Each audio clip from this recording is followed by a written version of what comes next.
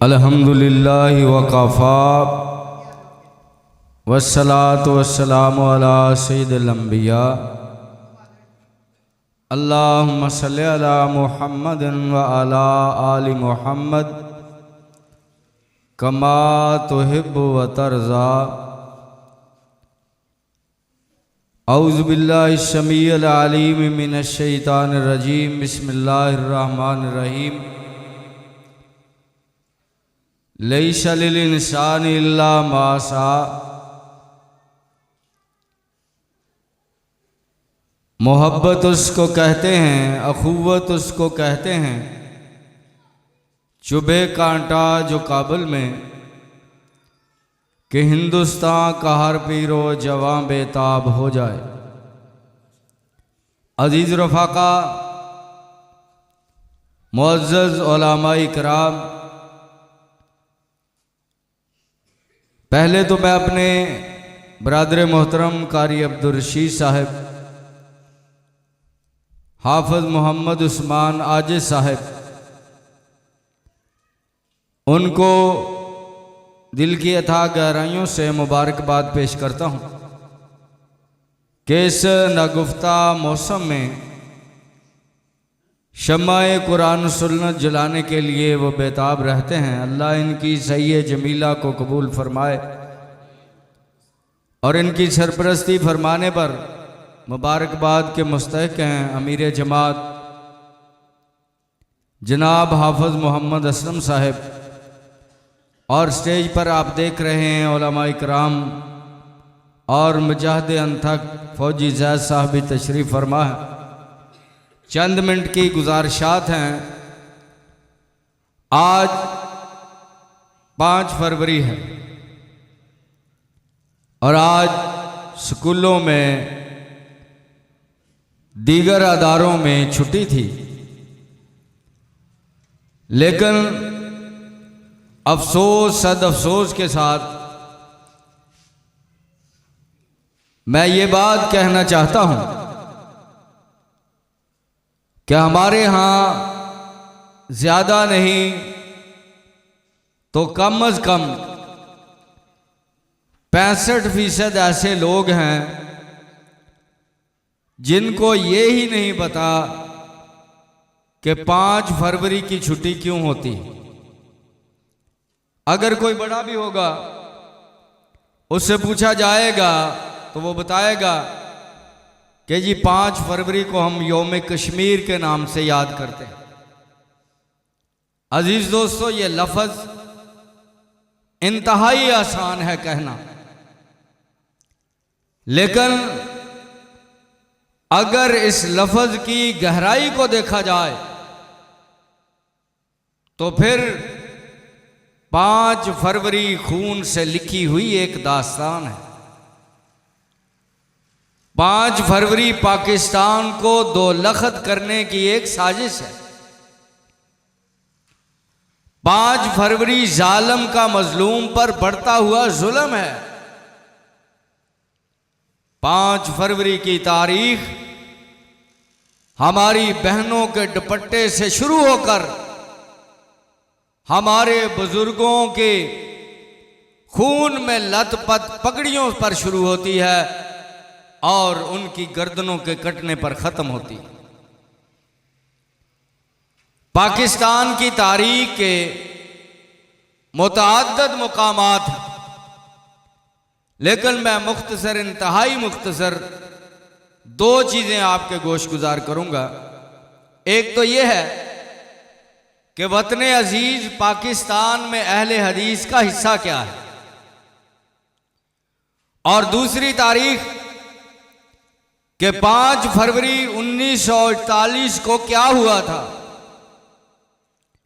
और यूं ही जैसा कि कारी साहब ने इरशाद फरमाया कि अब्दुल मन्नान नासिक साहब मस्जिद में कदम रखेंगे तो मैं अपनी गुफ्तगू को ख़त्म कर दूंगा। दोस्तों, 23 मार्च 1940 आज जहां मीनारे पाकिस्तान है, यहां एक करारदाद मंजूर हुई थी जिसको करारदाद पाकिस्तान कहा जाता है, और उस करारदाद में जिसने वो करारदाद फजल हक ने पेश की, उसकी ताईद दीगर सियासी रहनुमाओं ने की, तो उस वक्त एक बुजुर्ग डंडा हाथ में लिए झूम झूम कर कह रहे थे, लेके रहेंगे पाकिस्तान, बन के रहेगा पाकिस्तान। तो ये नारा अहले हदीस का दिया हुआ नारा है, और नारा लगाने वाले उस वक़्त के साम्राज्य के सामने डटे हुए मोस्ट वांटेड मौलाना फजल इलाही वजीराबादी थे। और जब तासीस मुस्लिम लीग हुई, इस मुस्लिम लीग की बुनियाद रखी गई, तो उस वक़्त पंजाब के सेक्रेटरी जनरल के तौर पर जो पहले मुस्लिम लीगी थे वो सनाउल्लाह अमर तसरी रहमतुल्लाह अलैह फरजंदे अहले हदीस थे। और इस पाकिस्तान का नाम रखने वाला यूनिवर्सिटी और स्टूडेंट्स का लीडर चौधरी रहमत अली का ताल्लुक इस खानवादा से। अजीज रफाका, यही बात नहीं, कराची में जब कायदे आजम मोहम्मद अली जिन्ना खिताब फरमा रहे थे, तो किसी ने कहा कि कायदे मोहतरम, इस वतन अजीज के लिए जो आप तड़प रहे हैं, आप लोगों को बुला रहे हैं, इकट्ठा कर रहे हैं, कह रहे हैं, इस पाकिस्तान का मतलब क्या है? यह नारा आपने सुना है ना, पाकिस्तान का मतलब क्या? ला इलाहा इल्लल्लाह। कायदे आज़म भी थे, तकरीर कर रहे थे, खिताब कर रहे थे, लोगों को बता रहे थे। तो उन्होंने कहा जी पाकिस्तान का मतलब क्या है? तो कायदे आज़म मोहम्मद अली जिन्ना ने इब्राहिम मीर सियालकोटी रहमतुल्लाह अलैह, जो प्रोफेसर साजिद मीर रहमतुल्लाह अलैह के जद्दे अमजद थे, उनकी तरफ स्टेज पर बैठे हुए इशारा करके कहा कि आपको मीर साहब बताएंगे। मीर साहब उठे, अपने आबाओ अजदाद का नारा नहीं लगाया, अपने खानदान की तारीफ नहीं की, अपने लोगों की बात नहीं की, बल्कि उन्होंने स्टेज पर खड़े होकर नारा तौहीद को बुलंद किया। पाकिस्तान का मतलब क्या? ला इलाहा इल्लल्लाह। यह तारीख अहले हदीस है। और अगर आप कसूर और उनके मामलात को देखें, उन सरहदों को देखें कि कसूर गंडा सिंह बॉर्डर पर क्या हुआ था, तो आपको वहां अहले हदीस मुजाहिद पहरा देते हुए नजर आएंगे। अजीज दोस्तों, यह अहले हदीसों का ही एक तुर्रा इम्तियाज था, और उनकी ये कुर्बानी थी, उनकी ये साई थी, उनकी कोशिश थी कि जब मुत्तहिदा हिंदुस्तान का आइन बना, और आज भी उस आइन की जो पहली शिक है हिंदुस्तान की, वो अहले हदीस शुबूतों की कोशिश थी। वो आज भी शक ये है कि अगर मुसलमानों को हिंदुस्तान में हुकूमत का मौका मिले, तो फिर उन पर लाजम होगा कि वो हिंदुस्तान में या रब का कुरान नाफज करेंगे या मोहम्मद का फरमान नाफज करेंगे सल्लल्लाहु अलैहि वसल्लम। यह हमारी बर्रे सगीर में तारीख और इसकी